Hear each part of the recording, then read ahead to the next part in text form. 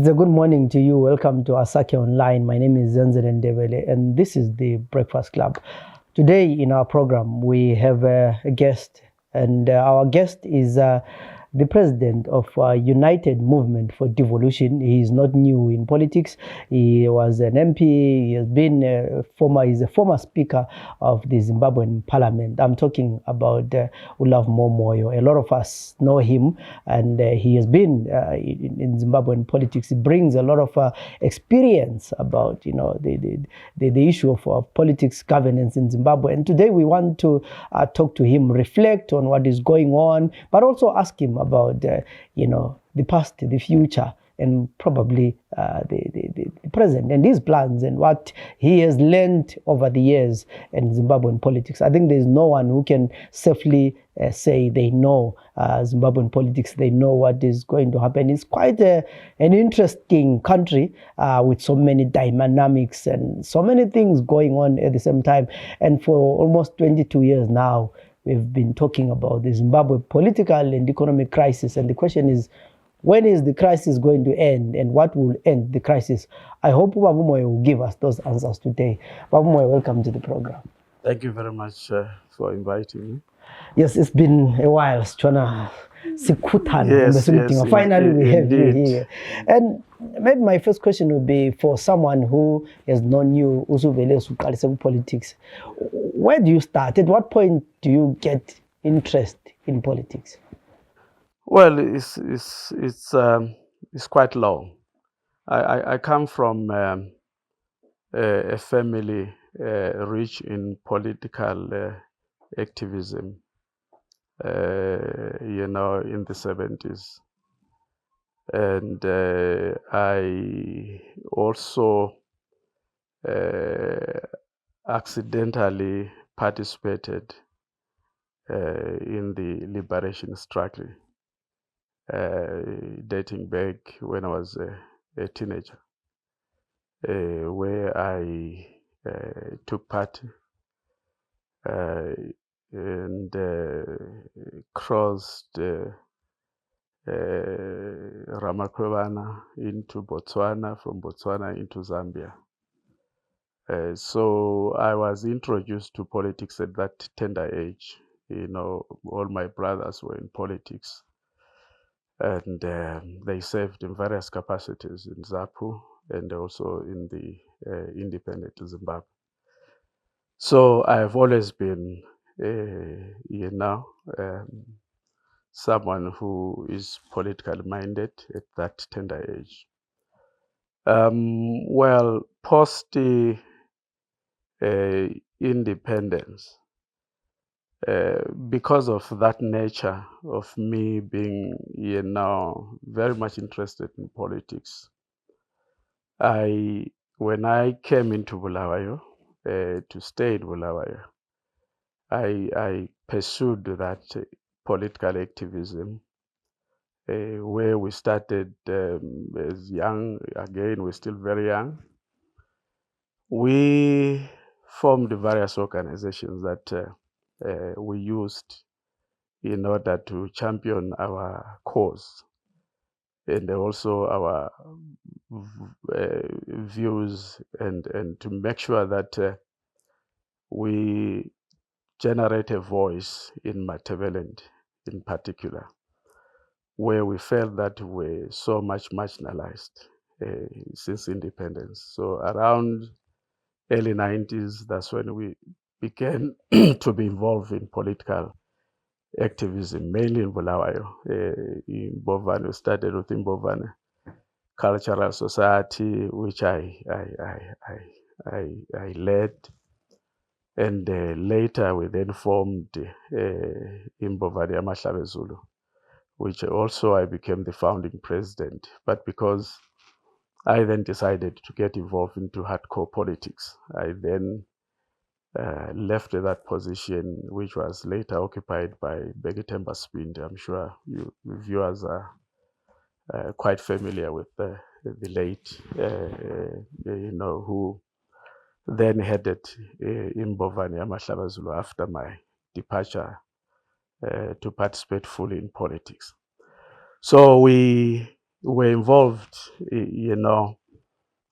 also in the what you call open forum, which was a local political pressure group for some time. And I was still youth then. And we then, as the political activism grew, we then merged with the Forum Democratic Reform, which was Harare-based. I'm sure you are familiar with that, Forum Democratic Reform Trust, where we then worked together with Enoch Dumbuchena, Washington Sansole, David Coltart, and many other who were coming from the Forum Democratic Trust, Reform Trust, us coming from the Open Forum. So we then decided to form a political party, which became known as Forum Party of Zimbabwe. So I was assigned to work in the youth wing, which I did for some time until there was some differences, and which eventually led to the split between the senior leadership, the Madlela, Dr. Tembadlolo leading the other way, Dumbuchena, Sansole, and David Coltart also leading the other direction. So I've been active as way back then until today. We took a break a little bit after the split. I did some introspection, and because I was always been in politics, and I found myself again being involved.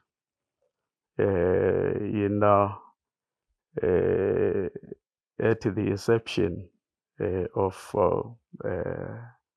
MDC, I also became active and participated in all its activities leading to the inaugural Congress. In fact, I'd served in the interim national executive, MDC interim national executive. And when we went for the inaugural Congress, I did not contest for a national position. Instead, I preferred to go back to the province where I started. Then they contested for the position of the secretary of the province, MDC, which I occupied, and I rose through the ranks to eventually become the national chairman of the movement. So I've been in politics for quite some time, and it has been a long journey, though bumpy, but I guess I left some some landmarks. Yeah, I mean, maybe let me address this issue here so that I don't forget to. Yes. Zimbabwean political parties, especially the opposition, but even the ruling party, somehow always ends with a split. Yeah. What's the problem? It's difficult really to figure out, but the problem is that our political parties are not formed on the basis of an ideology. And therefore, you just find yourself coming together to speak against a particular issue. And there's nothing beyond that issue that you are fighting against, or that you are advocating to achieve, that binds you. And therefore, it is easier for you to, once you disagree, to retreat back to your, to your cocoons and say, well, because there's no ideology that is binding you together. But the second issue again is the issue of positions. People begin to argue on issues to do with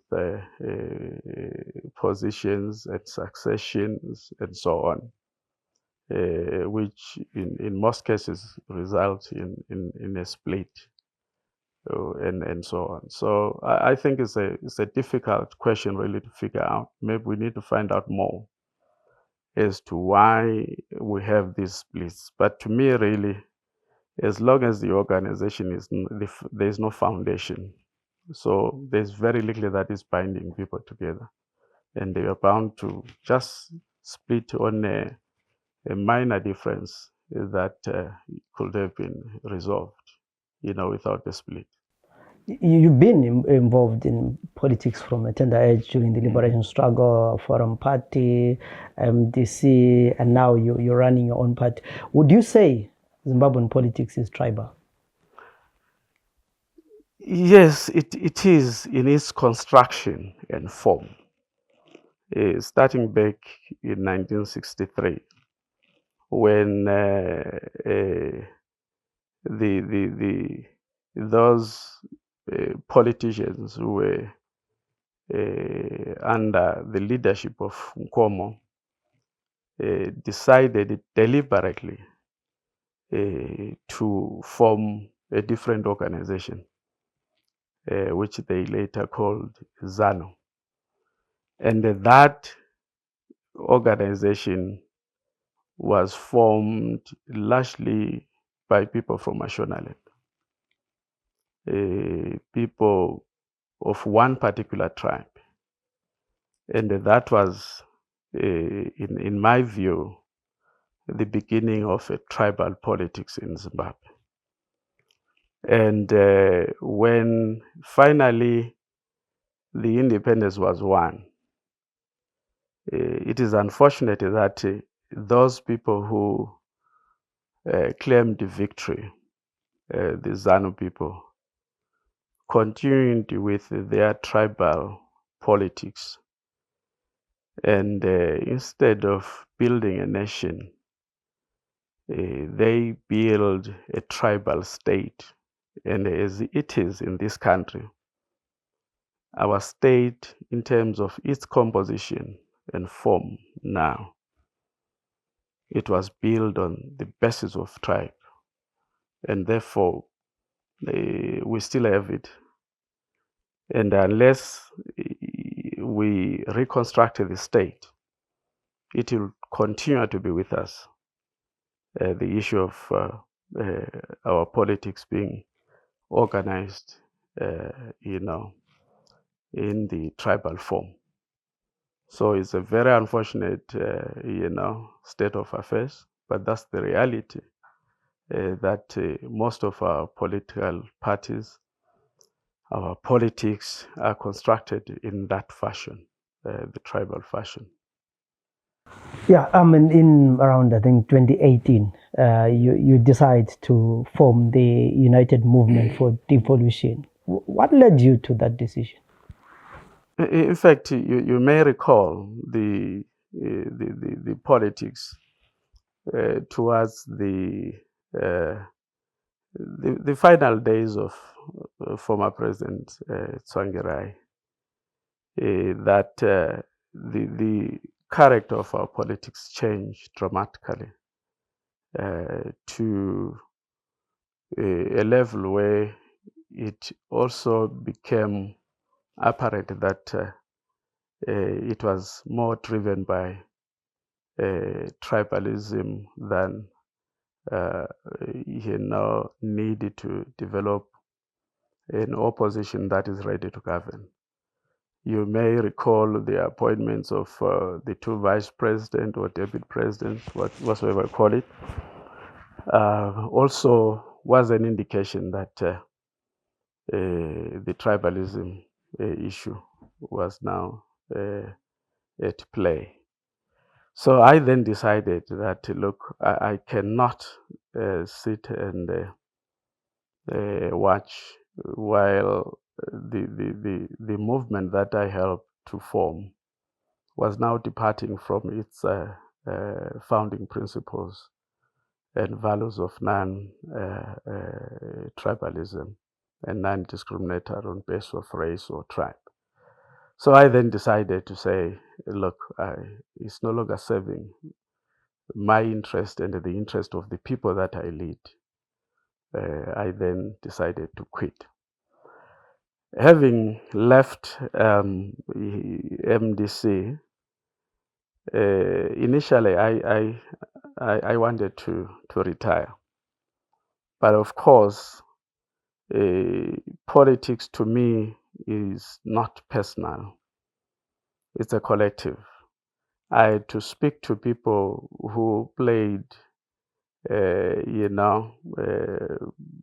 important part in my political development and political career. I consulted widely, civil society. I also consulted church leaders and some traditional leaders as well, just to say to them, look, this is how far we've gone, in the MDC. But the way things are, I'm of the view that MDC is no longer serving the interest of people of Matabeleland in particular. And I needed to hear the views of those people that matter in my life. I also spoke to eminent persons within our region and so on. And they said, look, yes, we hear you, but you are still very young to quit politics. We invested so much in you, and there's no way that Matabeleland can lose that investment, you deciding to retire. We then, through that consultative process, realized that, of course, there was a gap that we needed to occupy. And if you may recall that in 2013, we adopted a new constitution which provided for devolution in chapter 14. And we felt that the government was not doing enough to implement devolution. And to make matters worse, I think it was after the pronouncement by the then Minister of Finance, Patrick Chinamasa, where they said, look, we don't think devolution is sustainable. We have no resources. And I think he had begun a process of repealing that it was clear that intention was there in our view, as we discussed. And we felt that we have to defend devolution, because devolution, in our view, is part of the solution to the problem that we have in this country. If we can devolve this country, the issue of past imbalances, past injustices can be easily addressed. The issues of inequality that we have can be easily addressed in our view. The issues of development, because it will mean that provinces will now be in charge of their political and economic affairs, which then allows the participation of the local communities in making sure that they develop their own areas. So we then finally decided to form the United Movement for Devolution on the 7th of April 2018. And we did allow those who were ready to participate in the elections of the 2018 elections. But it wasn't our intention, because we didn't have then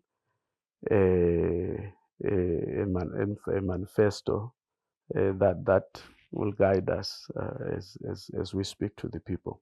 So we allow the people to participate. So that's the history, brief history of UMD. So looking at the results of those who participated in 2018 and looking forward to 2023, what would you say are your chances? And also, no, let me just ask that first one before I move to the next one.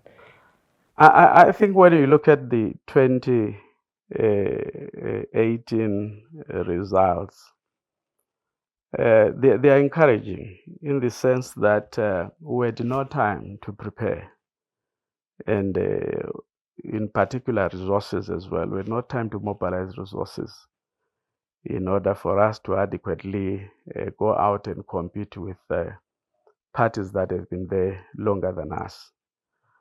But we were not very far. If I can give an example of Matopo, where our candidate came number 3 in that district within that short of space of time. But we were able to have a candidate out of quite a number of political parties that took part. Our candidate came number 3, and also in other areas we were getting significant votes, though not enough to deliver victory. But I think it was a sufficient indication that given time, we can do better. Yeah, I mean, the buzzword these days is the structures. And are your structures national? Are you a national organization? Are you a regional organization? We are a national organization, but currently we are largely based in Matabeleland, because our approach to politics is that charity begins at home, and we want to mobilize people that we know, people that are closer to our homes, before we go out to organize people in further distances. But that does not mean that if somebody in Manicaland, somebody in Mashonaland wants to associate with the movement, will be left out. No. But our focus, our organizational strategy is that we need to start somewhere. And the somewhere where we've decided to start, it is in Matabeleland.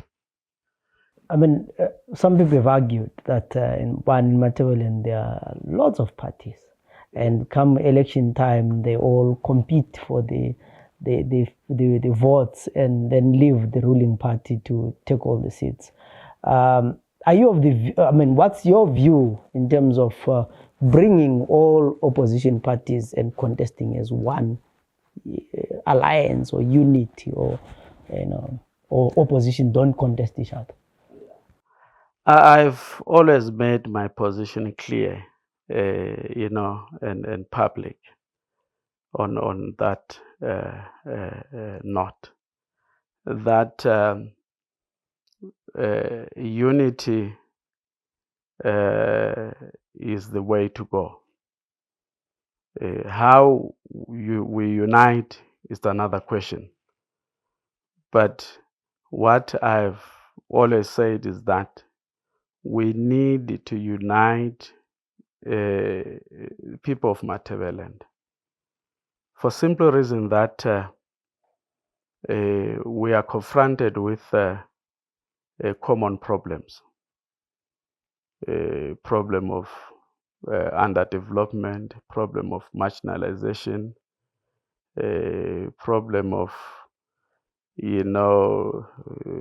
discrimination, problem of tribalism. all that is affecting people of Matebelen, and therefore it is imperative that the political organizations in Matebelen must come together to work towards as a collective in order to avoid a situation of splitting votes. That's a desirable position. But of course, you know, politics is not a formal, it's not formalistic.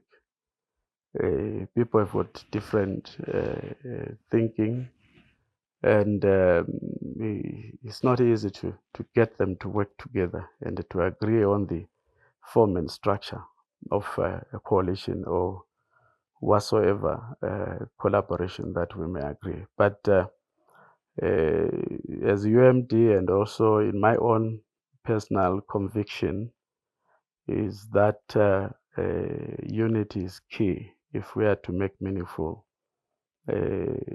success in our political endeavors as people of Matebelen. People from outside, they know that we are not united, and they are capitalizing on that, and further, dividing us to the extent that really Matebelen remains really so polarized and with no hope. Yeah, people argue that the politics in Zimbabwe is a two-horse race between either MDC then now CCC and ZANU, and every other party has no chance. Going forward, do you think you have a chance to win councillors, MPs, or even the presidency? In a way, I'll agree, given the I think is 26 March outcome of by-elections, that largely people aligned themselves to the two parties that you are mentioning, and of course that it is a correct analysis that Zimbabwe in a way has turned to a two-party state. But that is undesirable in my view, and highly undemocratic. That must not be allowed, the domination of two parties. My view is that we need to involve everyone. And when I mean everyone, I mean the smallest party that we can think of. It must have an input, rather than to allow a situation where two parties are dominating political discourse. What it will mean that if those two parties don't have good policies, people will continue to suffer. And our view is that the change that we want, we don't want just change for the sake of change, changing faces, but we want change with substance, where we'll be able to have serious political reconstruction that will come, and be effected. But if you are to look at the two parties, there's nothing new that really, in my view, that you will expect. No surprises. It's just a question of doing what they've been doing. Look at what they've been doing in local authority. Those who are in controlling local authority, service delivery is still, very poor.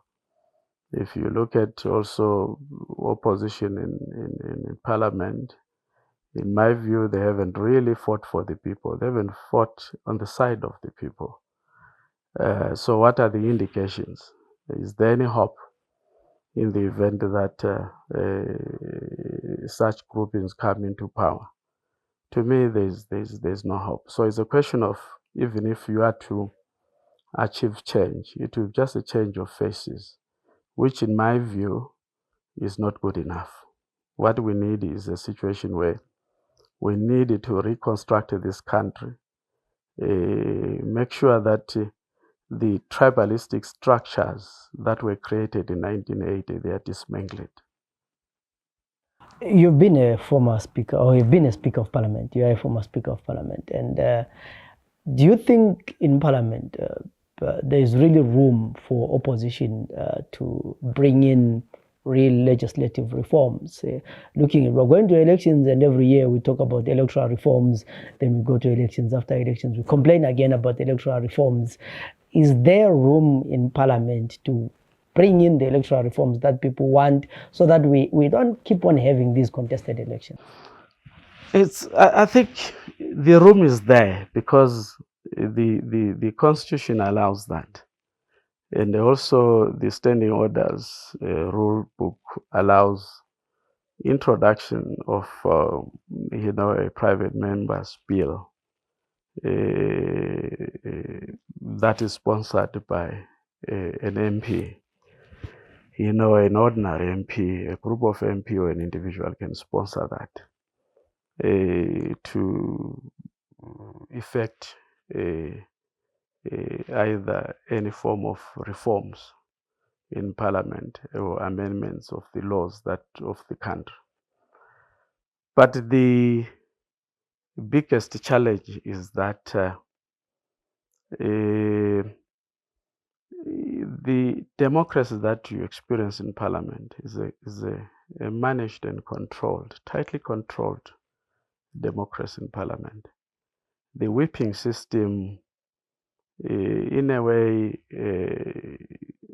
constrain members of parliament to freely exercise their responsibilities, because your party will list the priority of legislation that they want brought to parliament.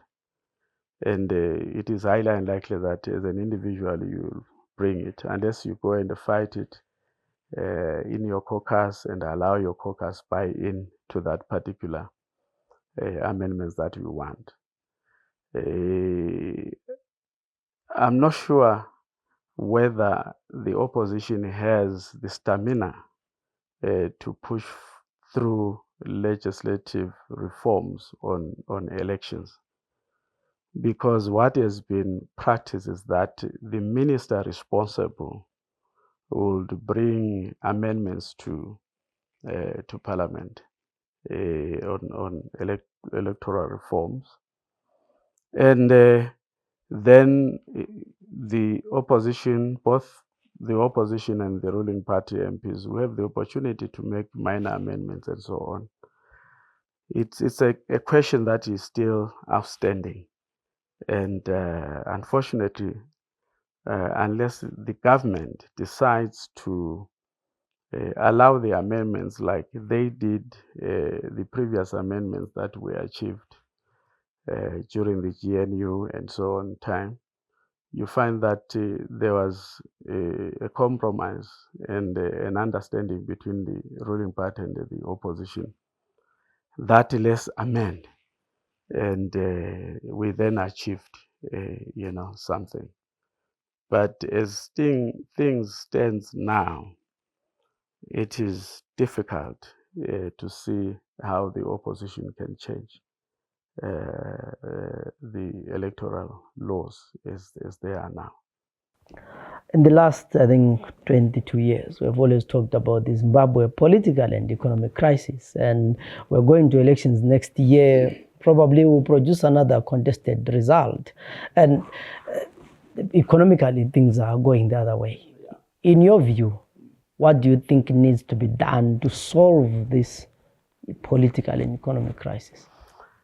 I think the first thing that we need to do is that let's accept that we are pursuing a wrong politics. We must get our politics right. What do I mean about that? We need to make sure that we elect people who are capable of changing, who are capable of exercising their independent thinking when in government. So it's about the quality of leadership that we should elect.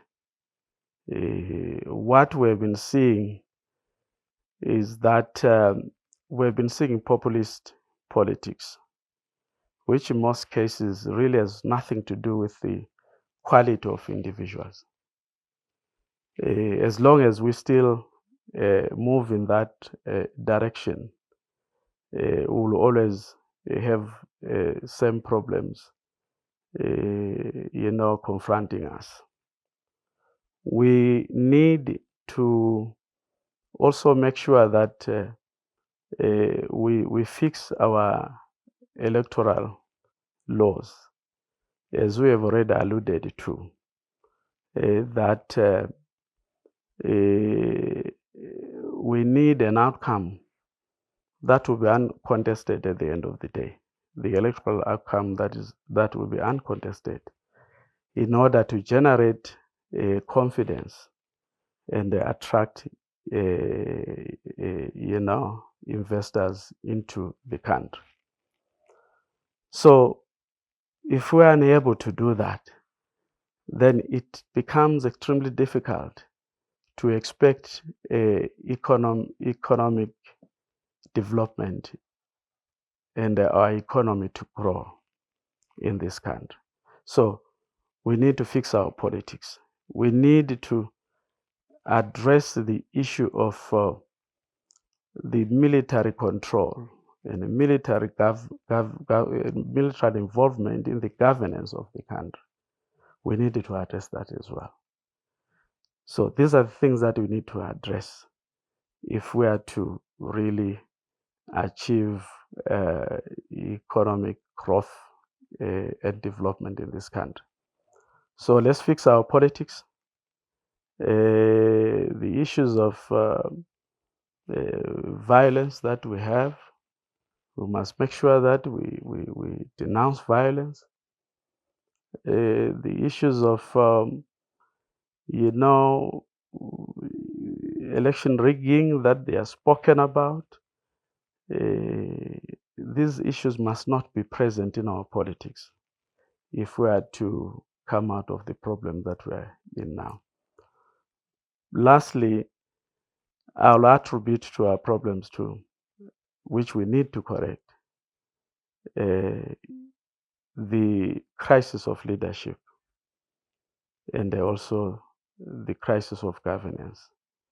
The crisis of leadership leads to the crisis of governance at the end of the day. If we have good leaders who are driven by an ideology and also people-driven, people who will want to do things for the ordinary people, then our situation will improve. So it's not a question of really saying there are things that extraordinary that we have to do. No, let's do basic things. Let's fix our politics. Are you going to, as the United Movement for Devolution, are you contesting next year's elections? Yes, of course we are. We are contesting. We are contesting the 2023 harmonized general election. But of course, we take into account a possibility of us maybe being in collaboration with other political parties. We are not ruling out a situation where we can fight it together with other political parties. But we are ready, as you saw us launching our manifesto, that is an indication that we are ready to hit the ground running and talking to the people, selling our ideas to the people.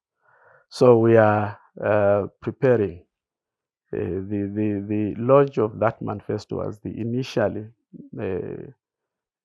stage of our preparation for 2023 election. Yeah, I mean, you mentioned the launch, which site covered. And one of the things that is very difficult in Zimbabwean politics that opposition parties have been talking about is funding, if you're not getting money from government. And how are you managing that? Funding is difficult to overcome it. It has always been since my involvement in politics. We hope that as we begin to engage people, we may find well-wishers to come in and assist. But the issue of funding remains an issue, biggest problem in small political parties. And we need really, I think, I don't know how we can best deal with that, but it is an issue that has always been problematic, has always been an issue to smaller parties and so on. Yeah. Yeah, lastly, for me, you have been in politics, like we have been saying, it's been a while. Reflecting on all the different organizations that you have worked with, and lastly with the MDC, now with a new political party, what would you say has been your greatest lesson in politics? Well, politics to me, I've learned that it's a collective. Never take it personal. Never take it personal. It's a collective. Secondly, I've also learned that in politics, there's no thank you. There is hardly a thank you.